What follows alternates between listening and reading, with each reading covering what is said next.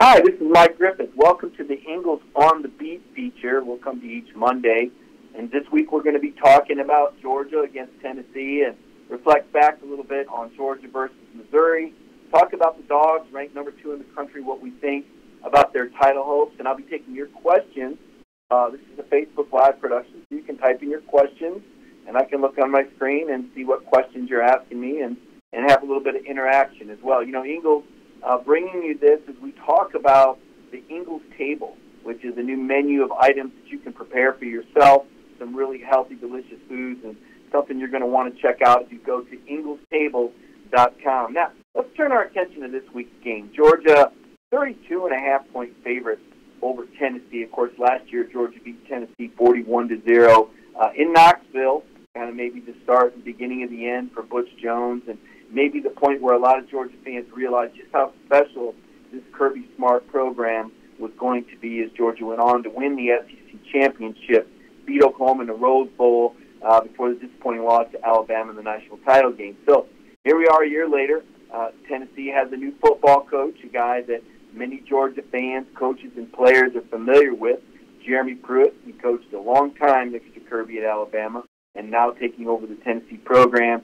Vols coming off a disappointing 47-21 loss at the hands of Florida. Of course, 6 turnovers in that game, and Kirby said today at his press conference at the Bucksmere Heritage Hall that if not for those turnovers, that's a completely different game. So Georgia and the Bulldogs are prepping for what they believe will be a tough physical game against the Tennessee Vols at Sanford Stadium at 3:30 p.m. on Saturday. A game will be carried on CBS television. Of course, you can listen to it on radio on WSB. 750 AM, 95.5 FM. So, some thoughts about Georgia. Georgia football, to me, he ranked number 2, but Kirby Smart said it himself. This is a program that's going to have to get better week by week for Georgia to get where they want to be. And one example of that is in the front 7. The biggest concern, most pressing concern right now is Georgia's had some trouble stopping the run. To what extent? Well, a good indicator is what they've done against the run on first down. In that last game at Missouri, Georgia gave up an average of 5.3 yards on 1st and 10 plays. And they also scored 4 rushing touchdowns. And, that was something that really bothered Kirby and his players. And they all talk a lot about the Georgia standard. How that wasn't up to standard. They were disappointed, and it's something that they plan to rectify this week against Tennessee. Tennessee, a team, a program under Jeremy Pruitt that likes to run the football, that wants to be physical. That's their intent. I mean, that's going to be their identity.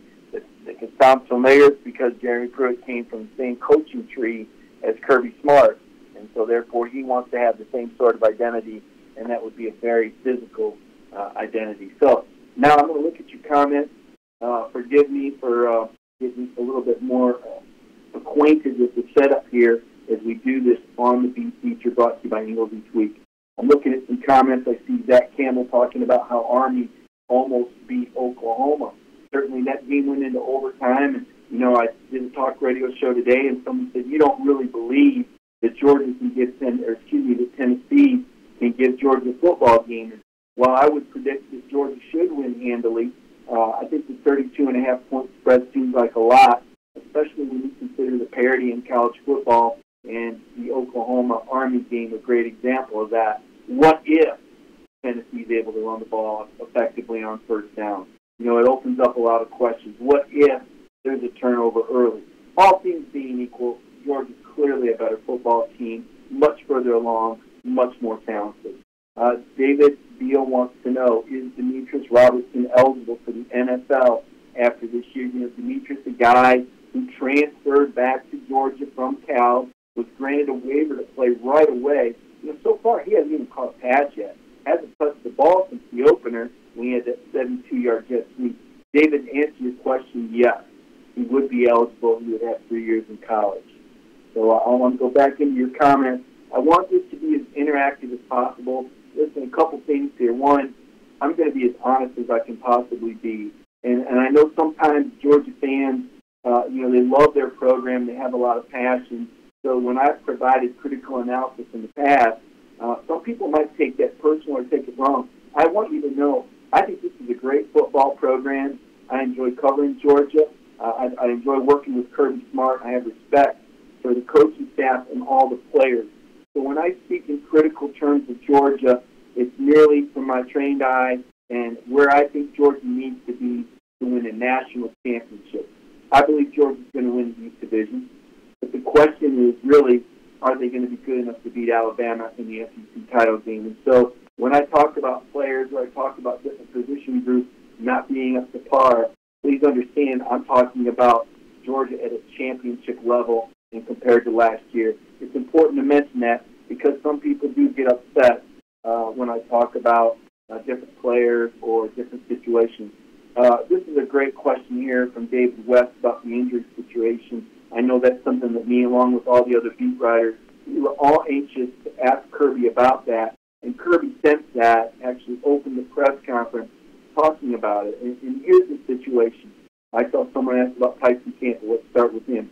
He's a freshman cornerback. He's played outstanding. He's a five-star recruit. He's lived up to that billing. He left the Missouri game with a shoulder injury, what's called a subluxation, and that's when your shoulder's outside of joint, and it can be popped back in.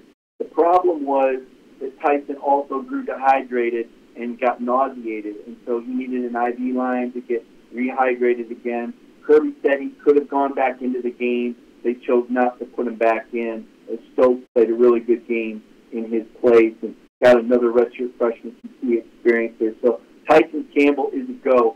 Ben Cleveland is the injury that I think Georgia fans should probably be the most concerned about. Big Ben suffered a broken bone in his left leg. Kirby says he'll be on crutches for a week. Right now, there's no plans for surgery. Kirby said today he would be back bearing weight on that leg again.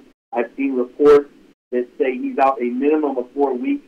That seems like a very short amount of time for a 340-pound man to overcome a broken bone in his leg. But, modern medicine is pretty miraculous. So the report on Big Ben is he's out at least 4 weeks with that broken bone in his leg. Not sure who's going to start in his place at left guard. Kendall Baker is obviously an option. Cade Mays may be an option if, as expected, Andrew Thomas comes back. He's next on the injury train that we'll talk about. Andrew is a starting left tackle, as you know, suffered a sprained left ankle on the first play of the second half against South Carolina, did not play against Middle Tennessee. A surprise starter against Missouri. Didn't look good in practice last week, but was able to go against Missouri, had that left ankle re-injured in the first quarter of the Missouri game. Kirby now says he could have gone back in if he needed to. We expect him to be a go. Monty Rice is a guy who suffered a sprained MCL, we believe, in the Middle Tennessee game. He was able to practice on a somewhat limited basis last week. He was a game-time scratch at inside linebacker. Kirby said he hopes he'll be able to go as well. So hopefully that's a little bit of an update on the injury situation. Of course, I've got a story on this if you go to dognation.com with all the quotes from Kirby and all the injuries on the season. I do think he missed Monty Rice last week, Joel Kelly. Monty does a great job at inside linebacker. Although, Juwan Taylor and Natrez Patrick both capable. They started in Monty's place. Kirby's talked a lot, and I have been critical about this front seven, simply because I don't think it measures up to what last year's front seven did. When I first came on the beat, Chip Towers told me that a guy that Georgia was going to miss a lot more than anybody realized. Everybody knew they missed Roquan Smith, but a guy that would be missed more than anybody realized was nose tackle John Atkins. Of course, John was a very late-round pick. I think he recently got cut by the Patriots in camp.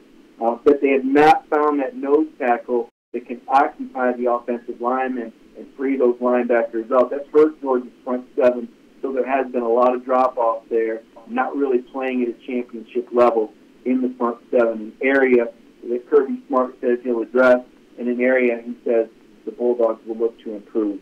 Let's see, I'm looking for more questions here. Jake McMillan says, look soft in the middle again. John Atkins. Julian Rochester doing his best there. Julian is a taller, lanky guy. He goes about 6'4", 6'5", 305, and I think he's a great athlete, but I'm not sure he's really cut out to be a nose tackle. So that's an area of concern. What if Pruitt breaks his whiteboard and can't strategize for the whole game? Drew Jones wants to know. Well, Jeremy Pruitt is a very intense coach, obviously, and I don't know how much strategy this is really all about. I don't think this is about X's and O's. I think this is about sheer manpower. And Tennessee's got to run the ball to be effective. It's that simple. They don't have a quarterback that's anywhere near the equal of Jake Fromm or Justin Fields, for that matter. And so Tennessee's got to rely on that run game to put them in favorable down and distance situations. If Tennessee can't run the football, they don't have a chance. I will say this. I really like Tennessee's back. Jeremy Banks is a true freshman, really talented guy, big, powerful kind of guy Georgia probably wishes they had, 225, 230. And Ty Chandler's another back. He's got a really good burst and runs really strong. I would compare him to DeAndre Swift. Elijah Holofield's been a very durable back for Georgia. The only issue with Elijah, he can't catch the ball. It's something that Kirby Smart talked about, says that Elijah has to improve his pass-catching ability. And Elijah Holyfield has said he's catching more than 100 passes a day after practice, looking to improve his pass-catching ability.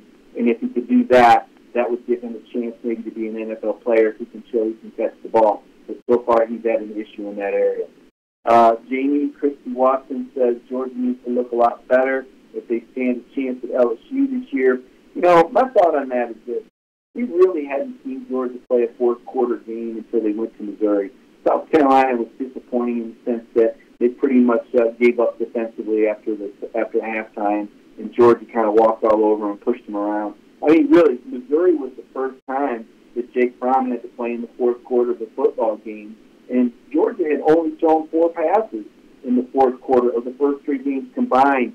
They were winning in such dominant fashion over Austin Peay and Middle Tennessee and South Carolina. So the Missouri game was a good test for Georgia. It made the Bulldogs play 4 quarters. I thought the secondary looked outstanding. Drew Lock is the best quarterback in the SEC from the NFL perspective. He's projected by many to be the very first pick off the board next year. And Georgia kept this guy from throwing a touchdown pass. It snapped a streak of 13 straight games where Drew Lock had thrown for a touchdown. And really, that was Missouri's first regular season loss since Georgia beat him last year. The Tigers had won 9 out of 10 games and only lost was to Texas in a bowl game. So, Georgia played a pretty good Missouri team that was confident, had a big crowd, and I think provided a good test and maybe exposed Georgia in some ways, that Georgia needed to see. I mean, if it ain't broke, don't fix it, right? I think we all had our doubts and our questions about Georgia's front 7 a little bit. Certainly, Middle Tennessee also averaged over 5 yards per carry on first down runs. But Kirby said the game plan against MTSU wasn't really to stop the run. Against Missouri, it was. He said it today again. Hey, we did not play the run well. And to your point, if LSU is able to run the ball and get 5 yards on first and 10 carries, that could lead to a long night for Georgia. The only thing I would say before writing it off as a loss is that Georgia's got a great offense. I think we saw Jake go downfield a little bit more. He needed to. I believe Jake was 0 for 6 or 0 for 8 on third down going into that football game on 3rd and 10 or longer conversions. And he had a problem going downfield, and he actually threw an interception on the first 3rd and 10 or longer at Missouri as well. But in the second half, Georgia really got the passing game going. I thought Jake got comfortable with Riley Ridley, completed a nice pass for more than 30 yards. McCole Hardman broke into the opening in the middle of the field. Jake hit him right in stride. And obviously, Holloman had that really long touchdown run where some people thought he dropped the ball. I asked Lamont Gilliard about this today because Kirby said this is an area where leaders need to step up and make sure this sort of thing doesn't happen again. So I asked Lamont Gilliard, I said, on a scale of 1 to 100, how confident are you that won't happen again? And Lamont said 100. So there you go. I don't think we're going to see that again. Let's see here. Peter Wilson, I hate this. It's like Missouri defines our defense. Well, it's not that you did win the game. It's not that it defined the defense, but when the head coach, Kirby Smart, says, hey, we got to play better, Kirby Smart says, that's not us. That's not up to standard. Players are saying we didn't play at our standard against Missouri. It makes you wonder, is it a matter of effort, or is Georgia just not good enough? And so, no one's saying it's the end of the world, but right now, as we talk about the team and we identify the strengths and the weaknesses and analyze Georgia moving forward, the front seven and their ability to stop the run, as Kirby Smart said, is concerning. Kirby was not happy that Missouri scored 4 rushing touchdowns. All the players I talked to were not happy about that. In fact, when I was talking with DeAndre Walker, I said, hey, how did it feel to keep Drew Lock from throwing a touchdown pass? He said, that's not good enough because we gave up rushing touchdowns, and that should never happen. And so now you know what the Georgia standard is and what the head coach's standard is. And so as a reporter, I'm merely sharing that message with you. Again, I want to be careful because Georgia fans get very upset when we provide critical analysis. So I want to define that and share with you that that's what the head coach is saying. And certainly when I interject something that's my opinion, and my opinion only, I'll identify that. Because I don't want people thinking that, the guy that covers the team hates him. I don't hate him at all, but it's my job to write about the critical things as well as the good things. So I don't want to offend any Georgia fans. Be really clear on that. Let's see here. Rice was a huge miss last week on run defense. Christ Hagan says, I agree with that. And the Sioux King says Tennessee's pitiful. Tennessee is big time in a rebuilding mode. Not real confident that Tennessee's going to be able to generate much offense against Georgia this week, having covered Tennessee and knowing that personnel. Right now, I don't think Tennessee has good enough quarterback play to provide enough of a passing threat, and I think you're going to see Georgia load up against the run, and I think that's going to lead to some Tennessee turnovers. I'm going to go through here and look for more questions. Is Jordan Davis ready? Jordan, of course, freshman defensive tackle. Kirby was asked about Jordan last week and said he hopes he continues to come along. Jordan's working with the scout team and goes up against Lamont Gilliard every day in practice. And he has gotten better. Kirby says he hopes by the end of the year he'll be a regular contributor. Let's see here. Jeff Barnes, if Bama has this kind of game, people would say, well, I can't really say. I haven't covered Alabama since the 1990s. I will say that Alabama has proven time and time again that they can peak at the end of the year. And with all those national championships, they're probably given more slack than Georgia. You're probably right about that comment. Shane Lowe is disappointed with the audio problems. I'm sorry about that, Shane. I hope you can hear me clearly. We're doing the best that we can. Let's see here. And Baxter said we better go see Spurrier on this Tennessee team and put 60 on the board.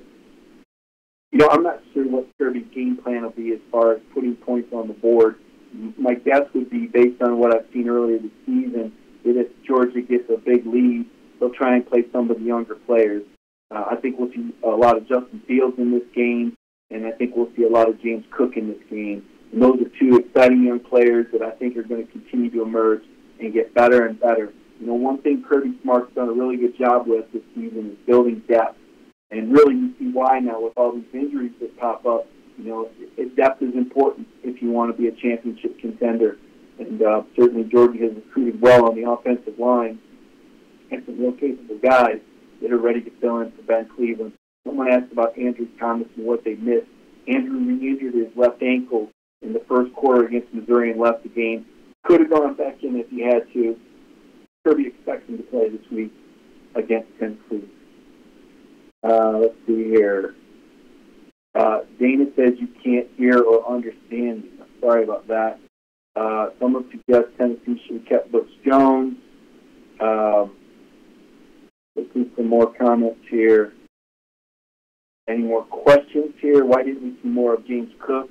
Roderick, my guess is because James is a freshman and it was a road game, and I've noticed that Kirby has a tendency not to play the freshman on the road as much as he does in the home game, particularly against a team like Missouri that's capable of scoring points fast with Drew Lock. We mentioned Drew probably the best quarterback in the SEC from a talent standpoint.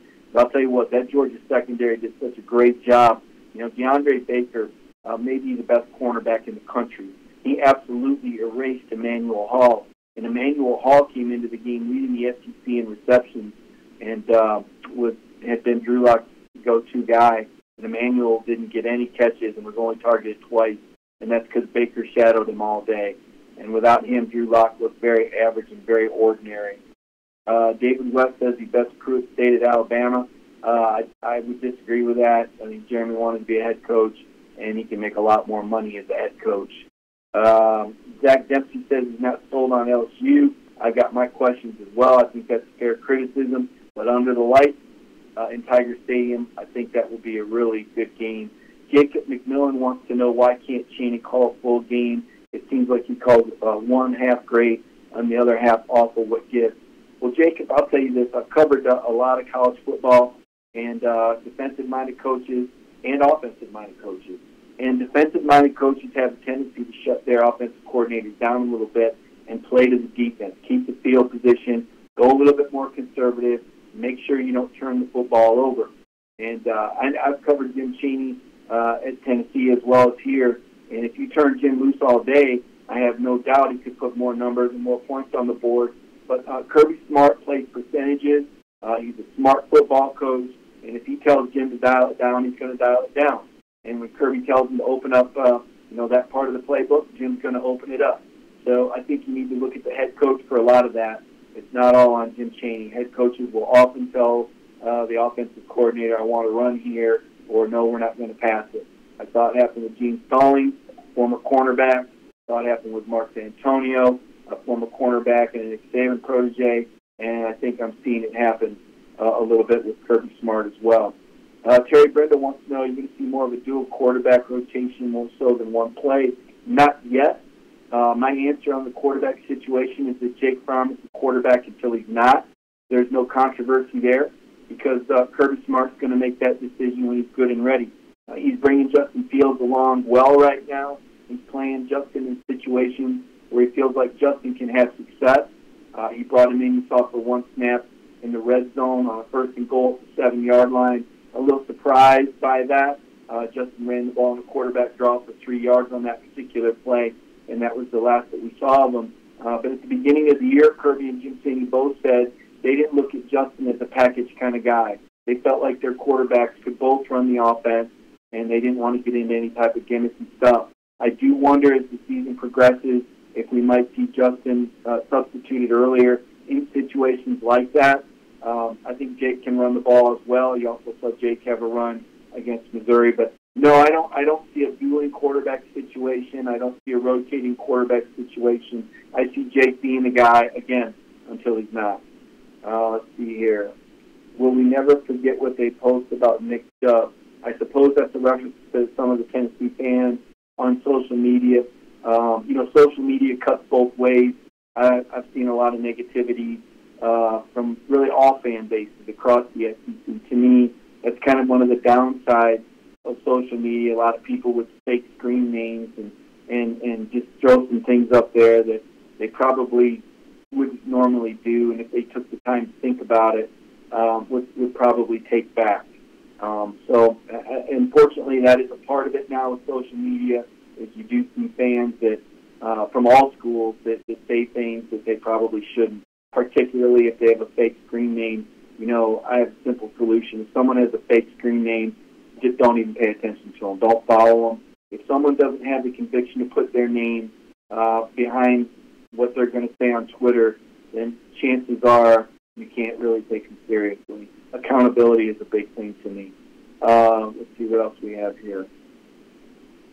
Definitely have to improve on the run stopping, better teams moving forward. Marcus Jackson says, couldn't agree with you more.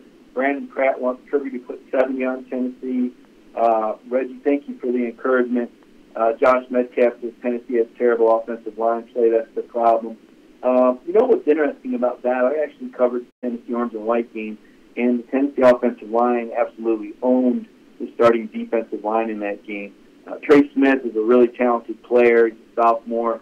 I think Ryan Johnson's a talented guy as well. They had a pretty talented JUCO guy come in named Jameer Johnson, and they signed a kid out of Memphis who's a really powerful run blocker. I believe his name's Jerome Carter. A lot of those Tennessee names are kind of starting to fade away on me a little bit. The more I cover Georgia, I'm getting more dialed in to the Georgia Bulldogs depth chart and all those names. But, individually, if you look at Tennessee, they have a lot of talent. And one of the things that Jeremy Pruitt talked about when he took over the job was, with all the former high school coaches on his staff, he felt like they could really coach them up and develop them and do a better job maybe than what had been done there. But so far that hasn't been the case. That's not to say it won't click this week I think Philip Fulmer has a lot of confidence in Jeremy Pruitt. I don't think Philip Fulmer or anyone in the administration is giving up on Jeremy Pruitt or his staff. It's just very early in the season. And, again, like Kirby said, you take those 6 turnovers away against Florida, and maybe it's a different type of football game. Let's see what we got here. Kirby learned from Nick, but Nick runs up the score. If we want to keep our ranks, that's how. Well, I think John White has a good point there, but the reality of it is Georgia's going to have a hard time being in the college football playoff if they don't beat Alabama in the SEC championship game. You're almost better not to play in the SEC championship game than to play in it and lose, as it turns out, as far as your chances to make a playoff, as Alabama has shown us and as Ohio State showed us 2 years ago. To me, there's something wrong with that. I'm an advocate that you should have to win your championship. If your conference has a championship game, I believe you should have to win your championship game to be qualified to go to the college football playoff. Otherwise, what's the point of having it? I said many times I didn't think Alabama deserved to be in the playoff last year. I didn't think Ohio State deserved to be in the playoff the year before. Let's go ahead and check this out here. Looks off in the middle. Is Swift 100%? Why not use Cook more? Field is clearly the number 1 back. Jacob McMillan says, Swift looked fine to me. I know there's been some rumblings about the groin injury, and if maybe that's why he was taken out after 2 series against Middle Tennessee. I like DeAndre. He's got a lot of speed. He catches the ball. Real versatile back, can do a lot of things. I think you need him. I think he's a home run hitter that can score from anywhere on the field. I think that of James Cook as well. The difference is Swift is 215, the sophomore who's been in the program and gone through the weight room for a full year. James Cook didn't get here till July. He goes about 185. I think he's wonderfully talented. In fact, I'll go on the record and say I think James Cook is the most gifted, talented running back on the Georgia football team. But at this stage of his career, I'm not sure that Kirby feels as comfortable with him as he does a more proven back like a Swift or like an Elijah Holyfield. And I'll say this for Holyfield as well. This is a durable back. He runs hard. He runs physical. He's a great effort. He's a great attitude guy. He's a locker room guy. I've been critical in the past of his upside, his inability to catch the ball that Kirby Smart has pointed out, an area where Elijah has to really improve, that Kirby Smart says he has to improve, and I wonder a little bit about the breakaway speed. Although if you look at the numbers, and Elijah has great numbers, and he is the leading back right now, he's a durable back, and Georgia's going to need him if they're going to make a championship run. Where's Nate McBride? He's a backup linebacker. He's on special teams. Can't play them all. Kirby does go committee with the linebackers, Jawan Taylor, Natrez Patrick, and Monty Rice, the front-running inside linebackers right now. I think he wants Kenny Tyndall to get some more snaps. Tate Crowder as well. You saw Tate with that nice catch, interception in return. To be fair, Hall was hurt. You could tell. Well, Kirby obviously felt like DeAndre Baker was still worthy of covering him. They weren't going to take those chances. I heard a lot of excuses from Missouri about how they should have won and they beat themselves. And you know what? All I will say is that great teams make you do that. The reality is that Georgia's offense didn't play especially well in the first half, and they were still up 20-7 because of Tyson Campbell's 64-yard fumble strip and return for a touchdown, and Stokes with the block punt, an 8-yard return, and then Rodrigo Blankenship with a couple field goals. So, Georgia can regret and say they could have and should have and would have. Missouri can say that. But the reality of it is it wasn't Georgia's best offensive game plan either. And if they played that game on a neutral field, I don't think Missouri would come within 3 touchdowns of Georgia. But as it was, Missouri was at home. It was a noon kickoff, 11 o'clock Central Time. Missouri felt like they had an opportunity, and they weren't able to capitalize because Georgia's so good in all 3 phases of the game. Even when they're misfiring in certain areas, they've got enough speed and they've got enough defense that they can still beat you. And that says a lot. That's how good Georgia is. I think right now Georgia's the second best team in the SEC. There's a chance for them to be the best, but as Kirby Smart says, they're going to have to continue to improve every week. Georgia lost a lot from last year. They lost 8 starters or 7 starters on defense, depending on how you count it. Jake Lawson's go-to receiver and Javon Wynn.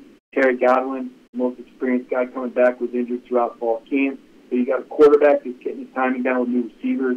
You lost 2 NFL running backs, and now you've got an offensive line with 2 guys dinged up. So be fair to Georgia. Be realistic about it. I think the fans should enjoy this team, appreciate how dialed in they are. This is certainly one of the best coached teams that I've ever covered in terms of the discipline, in terms of the focus. I put them right there with Michigan State, and that's high regard because Michigan State and Mark D'Antonio, I think, do a fabulous job. We see them win so many games that they really shouldn't win based on talent and recruiting.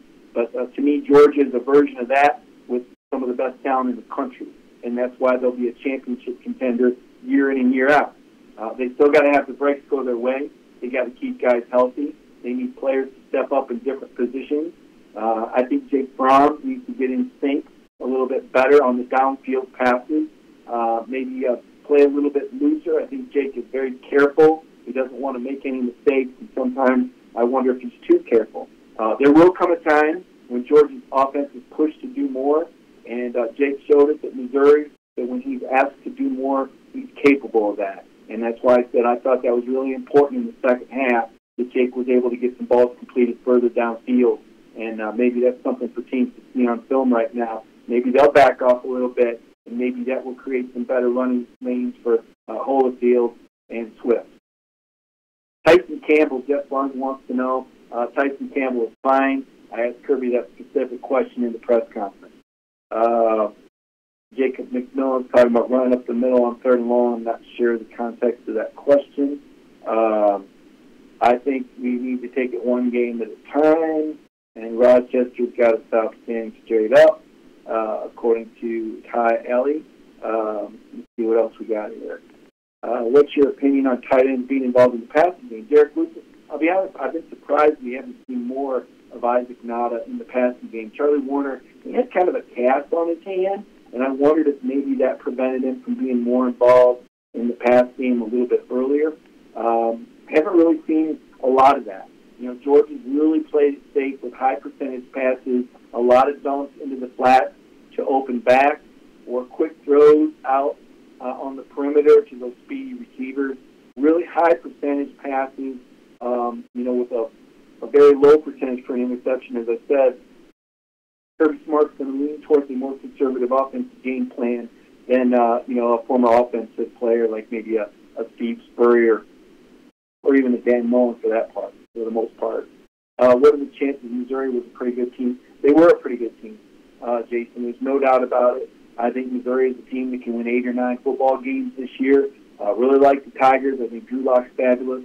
But at the end of the day, if Georgia can't make it on 3rd and 1 and 4th and 1 against Missouri, then you're going to have a hard time doing that against Auburn, LSU, or Alabama. Conversely, if Georgia can't stop Missouri from running up the middle, then they're probably going to have a hard time stopping Alabama, Auburn, LSU, some of those more powerful teams. And right now we're hearing a lot about Kentucky. Now Kentucky's the team. You know, it's funny. At the start of the year, we heard so much about South Carolina being the second-best team, Sports Illustrated calling it a upset pick and all this sort of thing. And then, Georgia went in there and pretty much stopped them in the 3rd quarter and made all their fans leave the game before the 4th quarter started. And then we heard that Missouri was the team that matched up well. Danny Sheridan said that this could potentially be an upset.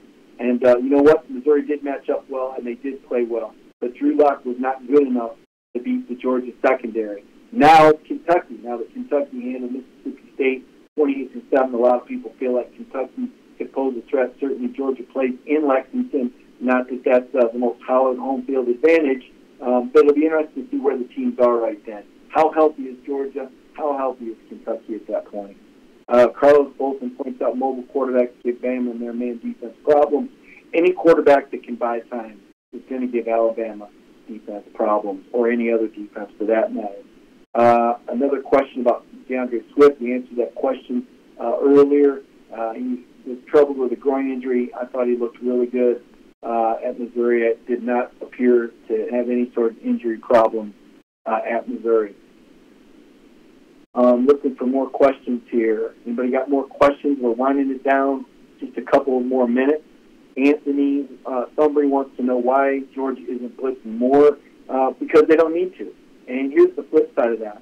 Georgia's only given up 3 passes of 20 yards or more all season long. And that's because they're playing a too-deep look. They're keeping their safeties deep. They're not gambling. They're telling quarterbacks, hey, we don't think you can find somebody open before one of our front three or front four can beat you and get pressure without the benefit of the blitz.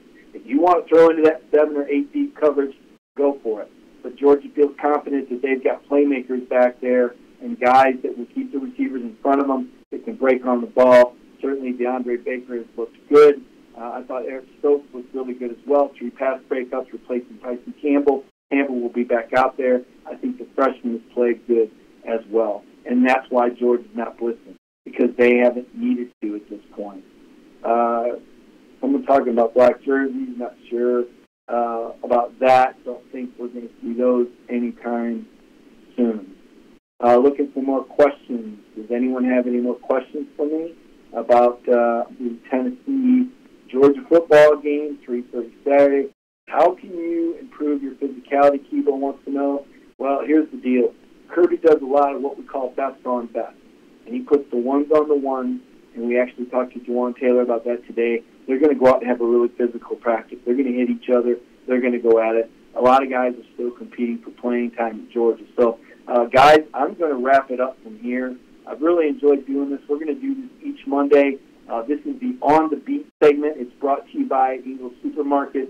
And, again, I really encourage you to visit inglestable.com.